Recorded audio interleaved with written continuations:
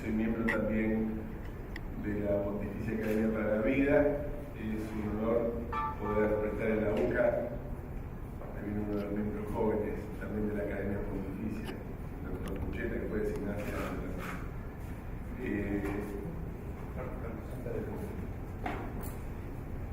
la bioética, ustedes saben que es una ciencia bastante nueva, desde el año 71 adquiere poco a poco más su propio espacio.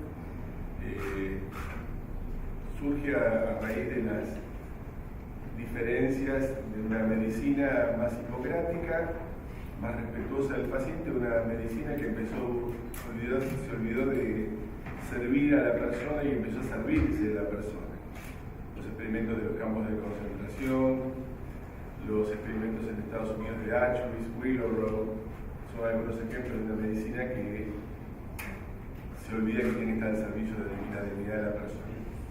Justamente desde el inicio, como es tan complejo recomponer el tema que se trata, que es la dignidad del ser humano y el poder del ser humano, desde el inicio tuvieron el buen tino de invitar además de médicos, antropólogos, sociólogos, filósofos y por supuesto religiosos.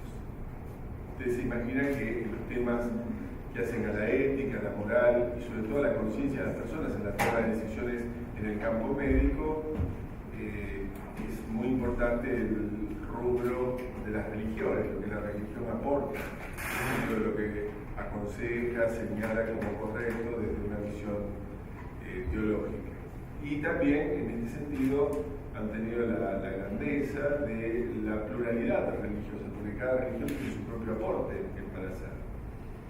La Pontificia Academia para la Vida, ya supongo que vos charlar y después comentar un poquito de la historia, nace en el comienzo para asesorar al Papa en temas de referidos a la vida, pero dentro del ámbito de lo católico, de lo cristiano. El Papa Francisco ha querido ampliarlo porque entiende que la riqueza de las religiones es más allá del campo exclusivamente católico, que cada uno tiene algo más para aportar, y es allí donde aparece la posibilidad de reconocidos rabinos. Dentro de ellos nosotros tenemos el conocimiento con el rabino Fischel, Schlagen, y nos pareció que una persona que con prestigio académico, calidad, recorrido, historia, producción literaria y científica lo hacía un digno candidato, y sin dudarlo tratamos de promover su nombramiento, cosa que ustedes ven fue afortunadamente aceptada por Roma. Así que bueno, simplemente darles la bienvenida a todos. Es un punto en la historia que comenzó hace tanto tiempo, que ahora toma un punto más, una unión más. En este diálogo religioso que siempre, en lo que respecta a nosotros, siempre ha sido muy fecundo, muy respetuoso, muy de aportar y de valorar la contraparte, ¿no? Porque la persona es la misma y Dios, Creador, nos pide que cuidemos a la persona y su dignidad. Así que muchas gracias, bienvenidos a todos. Entonces, doy la palabra. Bueno, muy buenas tardes a todos, querido Michel, muy bienvenido. Como recién decía el padre Revelo,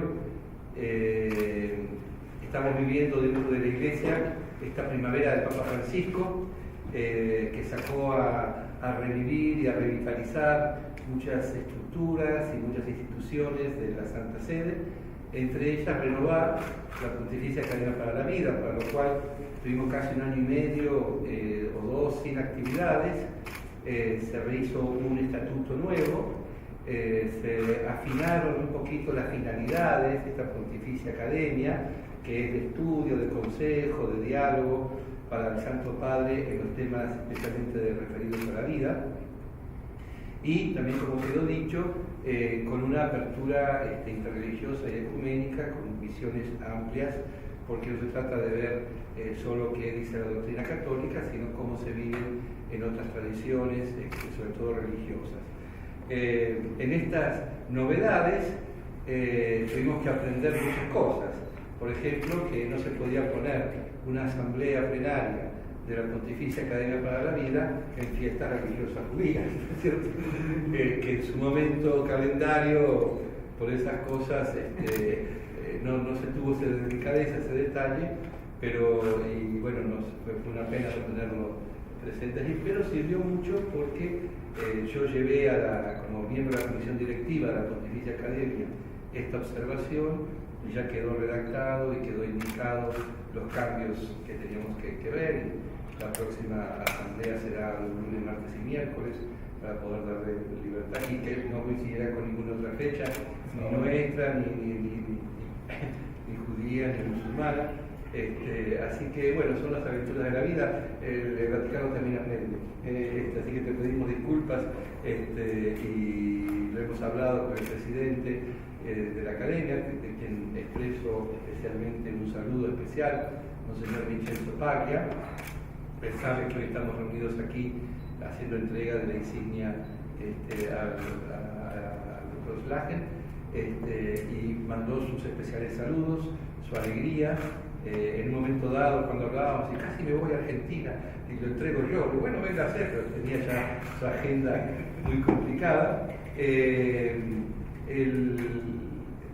ser miembro ordinario de la Pontificia Academia enlaza con viejas tradiciones académicas. Ustedes saben que en la cultura europea las academias de ciencias más antiguas que todavía están en pie están en la Santa Sede, ¿cierto? Como la de las ciencias, que el famoso Galileo era miembro de aquellas academias y demás, y quedan algunos rastros antiguos, como eso, el collar insignia de los miembros ordinarios, que mantiene toda una forma como se hacían antes, pero no el material, porque antes era de oro de verdad. Y ahora es un doradito de los tiempos modernos, ¿no es cierto? Así que no me quiero prolongar demasiado, sino sumarme a las palabras del Padre Revelo de alegría para nosotros como Instituto de Bioética. Lo podemos decir así entre nosotros. Muchos de los miembros argentinos de la nueva academia están relacionados con esta casa, y nos sentimos muy honrados que el Papa haya puesto su ojo en estos colaboradores y miembros del instituto, así que es una gran alegría. Yo entonces, en nombre del presidente de la Pontificia Academia para la Vida, Monseñor Vincenzo Paglia, y en el mío propio, como miembro de la comisión, te hago entrega entonces este fiche de tu insignia formal de miembro de la academia.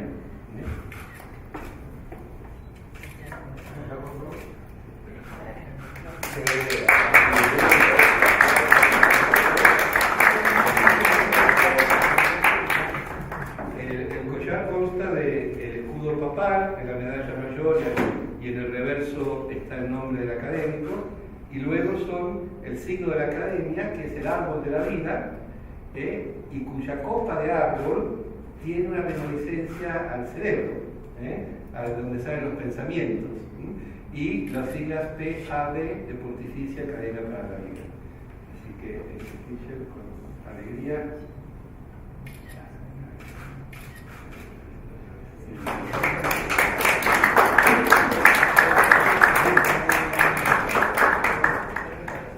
Y entonces damos la palabra al nuevo académico.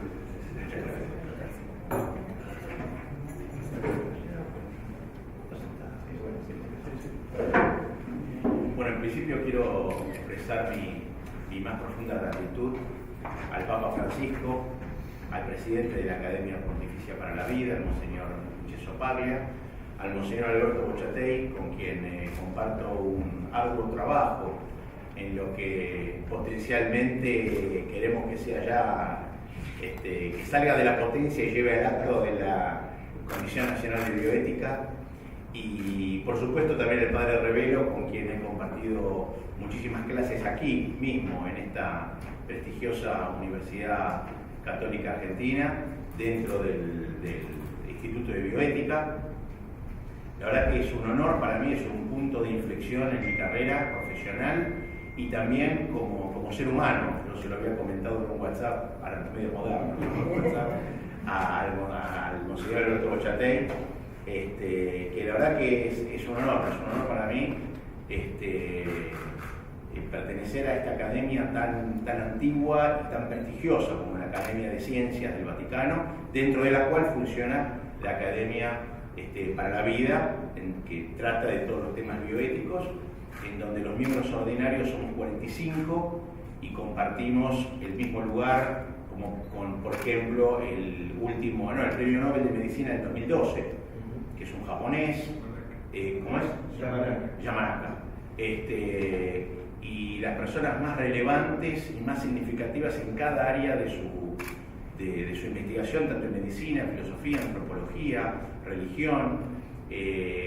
Comparto también, y es un honor, esta membresía a la academia con el profesor que fue también nombrado en Israel, y que él fue básicamente un maestro mío, ¿no? Que fue el profesor Steinberg, Abraham Steinberg, con el cual yo dialogué telefónicamente. Él tampoco pudo ir, justamente porque era justo su call, pero la verdad que para mí es un honor compartir semejante posición en la academia al lado de estas figuras tan importantes en el mundo y en la investigación. Yo simplemente preparé para algunos minutos algo que tiene que ver con lo que hoy, y por sobre todo en Argentina, se está viviendo a nivel no solamente de la parte bioética, sino relacionado con varias disciplinas, en donde implica también cuál es la relevancia de tener una persona religiosa, cristiana, judía, musulmana, dentro de ámbitos que se han, constreñido en los últimos tiempos a lo único y mera y exclusivamente técnico. Lévi-Strauss, por ejemplo, el célebre antropólogo francés, encuentra en la prohibición del incesto el punto donde termina la naturaleza y comienza la cultura. ¿Por qué? Porque el incesto reúne a la vez la universalidad propia de la primera con la norma social y coerción legal institucional propia de la segunda. Y es básicamente, según lo que dice el editor, el inicio de las estructuras humanas elementales de parentesco que posibilitan imponer leyes articulando lo inarticulado de la naturaleza. Pero él mismo dice que de suponer una repulsión instintiva a esta relación incestuosa, no habría necesidad de una ley escrita. Y sin embargo sí la hay, y él lo demuestra desde la antropología. Por eso él, asistido por el psicoanálisis, lejos de promulgar una repulsión por las sociedades, promulga su búsqueda. El ejemplo bíblico, mucho antes, por supuesto, de Jacques Lévi-Strauss, es el de Lot con sus dos hijas, que está en Génesis 19. Relación que, si bien estaba prohibida desde la época de Noé, frecuentemente en sus tiempos era muy asidua, y mucho más luego en los episodios de Sodoma y Gomorra, como los conocemos, para luego ser prohibida, tipificada implícitamente en Levítico 18. Ahora, similarmente a este tipo de relaciones que en la antropología las descubre o las revela Lévi-Strauss, se tiene también la prohibición del asesinato, también decretada en los tiempos de Noé, en Génesis 9, luego explícita y tipificada en Éxodo 20:13. Pero vemos que desde los comienzos ya de la humanidad, Caín asesina dolosamente a su hermano Abel, deseando anularlo totalmente en favor de su deseo, de su interés, y cuya respuesta a la pregunta de Dios por dónde está tu hermano, dónde está Abel, él le dice: no sé, ¿acaso soy yo el guardián de mi hermano? Esa fue la respuesta sincera de Caín, en la cual revela que vive solo para sí mismo, permitiéndose todo sin restricciones ni responsabilidad alguna por el otro. Y en este sentido resulta más que interesante que el primero de los 10 mandamientos, yo soy Dios, coincide con el primero de los 10 mandamientos, pero de los últimos 5, en simetría, que es el de no asesinarás. Si vemos las tablas, tenemos los primeros 5 y los últimos 5. En simetría, el primero de los primeros 5, yo soy Dios, coincide con el primero de los segundos 5, que es no asesinarás, dando una relación entre el reconocimiento de Dios, o relacionándolo directamente, el reconocimiento de Dios con la proscripción de no asesinar, como si cumplir con el no asesinar sea el principio para poder reconocer a Dios. Ahora, esto básicamente, tanto la antropología como la religión, denota que el hombre es tal bajo la capacidad de ser preceptuado o comandado bajo una ley, y sin las mencionadas prohibiciones, tanto del incesto como del asesinato, no solo no habría sociedad, sino tampoco humanidad, porque constituyen justamente las restricciones a la violencia surgida desde el desenfreno de la libertad, resultando en el postulado o en la ley, indispensable para toda vida humana y bajo la estructura social. Ahora, lo que en la sociedad actualmente no se entiende es que la ley, la obediencia a la ley, no es servidumbre por no conminar a una tiranía de un amo, sino a quebrar el yo e introducir la obligación y el deber en el hombre, produciendo uno preceptuado desde lo religioso o un ser moral desde lo secular. Es por ello que, lejos de entender cada versículo como prueba que suple al pensamiento o al argumento, es un testimonio de una verdad, de una experiencia, de una tradición mucho mayor y más amplia que el habiente por quienes últimamente se empeñan en olvidarla cuando no alterarla o denostarla.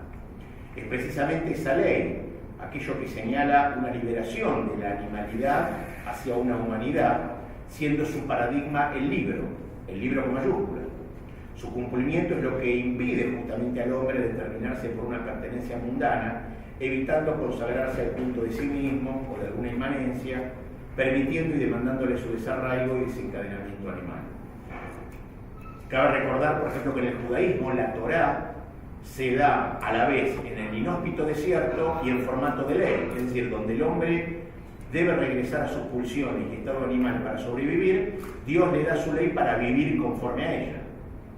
En este sentido, el pagano en la modernidad no es quien necesariamente desconoce, ignora o niega a Dios, sino quien está sometido y determinado por sus inmanencias, consagrándose a sí mismo, y por eso sus dioses habitan en el mundo.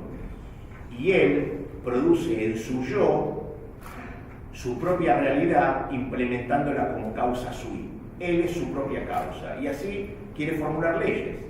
En este sentido, tanto el pagano como el ateo, emancipados de toda trascendencia, proyectan su ipseidad, su dignidad, su yo hacia el mundo, haciendo de este uno protagónico, es decir, donde el hombre sea la medida de todas las cosas.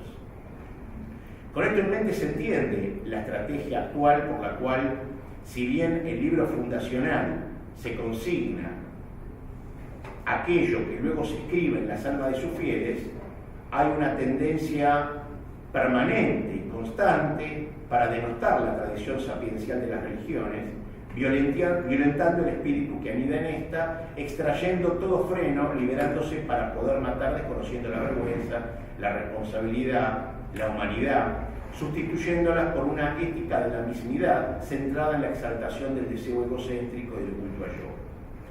Pero lo más interesante es que esto no se implementa de forma abierta y sincera, sino mediante mecanismos que fomentan la atracción para resolver de inmediato una problemática, pretendiendo incorporar lo prohibido como un derecho o estado de libertad.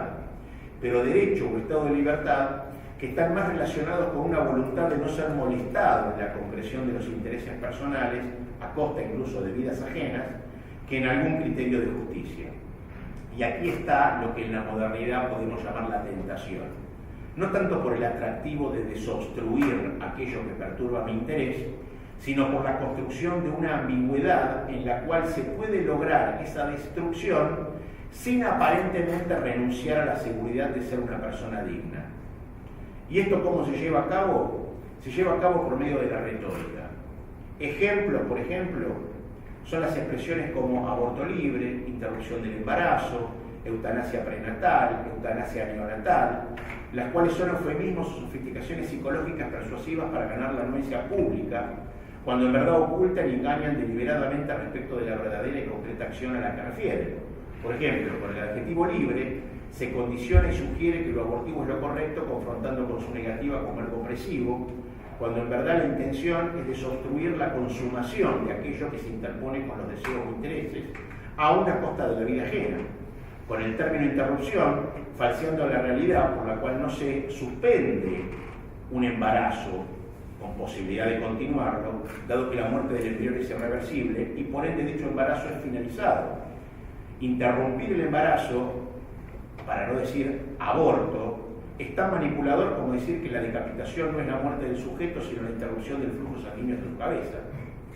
Con el sustantivo de eutanasia se sugiere lo bueno del morir del embrión o del recién nacido congénitamente defectuoso, extremadamente prematuro, con escasa viabilidad, evitándole su futuro sufrimiento, el de sus padres, o ser una carga social. Incluso la expresión derecho sobre el propio cuerpo presenta el feticidio de demanda como una cuestión corpórea del sujeto consigo mismo, cuando realmente concierne a dos vidas humanas distintas, donde natural y transitoriamente una se encuentra dentro del cuerpo de otra.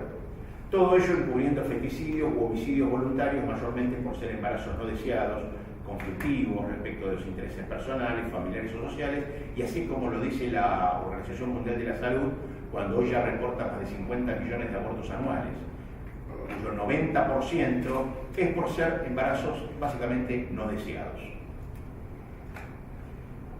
Misma situación acontece con expresiones tales como eutanasia social, para eliminar activa o pasivamente a quien se considera afecte la evolución social, eutanasia criminal, para eliminar a aquellos considerados socialmente peligrosos, eutanasia solidaria, para eliminar a unos en pos de salvar a otros, y hasta la moderna expresión eutanasia económica, para eliminar a todo quien se destina a recursos excesivos sin una rentabilidad adecuada.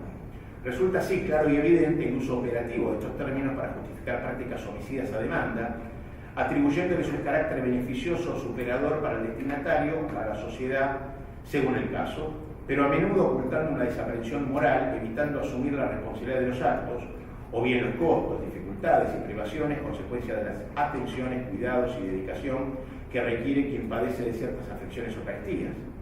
De esta forma, los promotores del discurso sin relación con la realidad o contra la realidad, aduladores del propio interés, pero más aún quienes callan o se conducen bajo lo políticamente correcto, enmascarando sus mezquindades bajo una dialéctica de la superación, desertan de su deber trágica y vergonzosamente, haciendo de estos tiempos ignobles. Todos encubriendo homicidios, alegando que matar prematuramente es por cuestión de dignidad, compasión, calidad de vida, libertad o justicia, pero siempre llamativamente siendo la víctima, frecuentemente el más inocente, quien debe ceder para lograr esos atributos y la tranquilidad anímica de la desobstrucción del interés personal.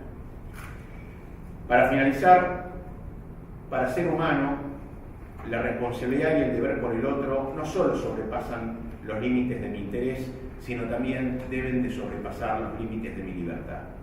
Como dice el Pirkei Avot, el Talmud, si no soy para mí, ¿quién lo será? Pero si soy solo para mí, ¿quién soy? Muchísimas gracias.